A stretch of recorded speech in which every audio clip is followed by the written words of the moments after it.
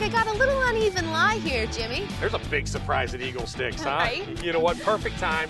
You know what? We're going to use this for the Rick Case Mitsubishi tip of the week, all right? All right. Uneven lies, and we're going to go uphill and downhill right here because we've had a lot of those right here at Eagle Sticks. So if you're going to come out and play at Eagle Sticks, that's what you're going to have these all day long. Go ahead and set up to it, Carling. There's a couple things that I want to see Carling do when she's setting up and getting ready for an uneven lie.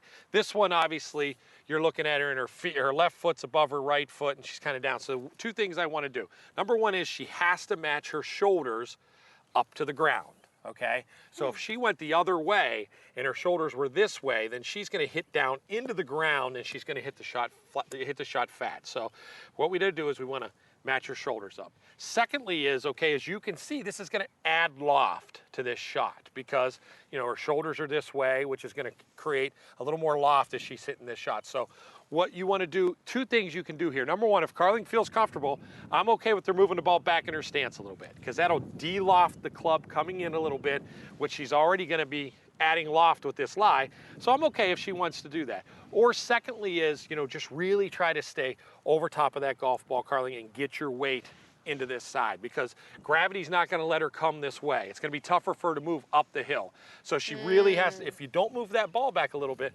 really focus on getting your weight to your left side because if not, she's going to pull the golf ball for sure. So yeah, it really feels like it's easy to stay on your right side. It's easy to stay, which what happens, it's going that way, right? Oh, of course. All right, let's turn you around a little bit now. Okay. Let's go the other direction. Take this golf ball, put it in here.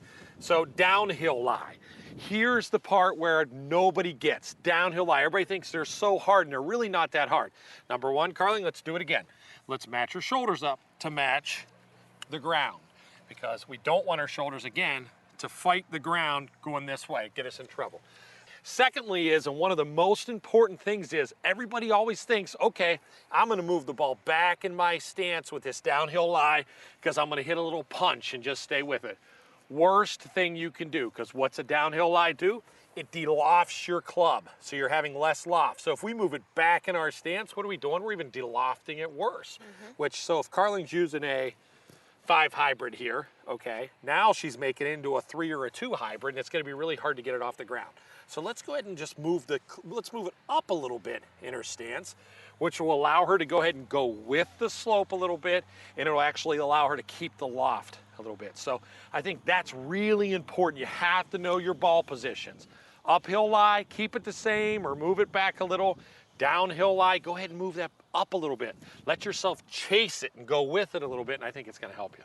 I think it's gonna be great. I like about this is it just changed the setup and then I can swing just like I normally do. Normal golf swing, right? I mean, you can't start changing your golf swing for these shots. Change your setup, get your ball position right.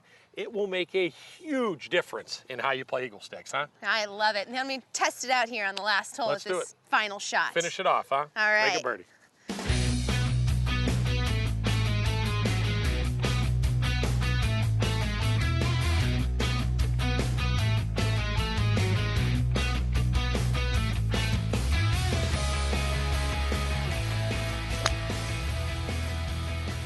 I went to the right, I think.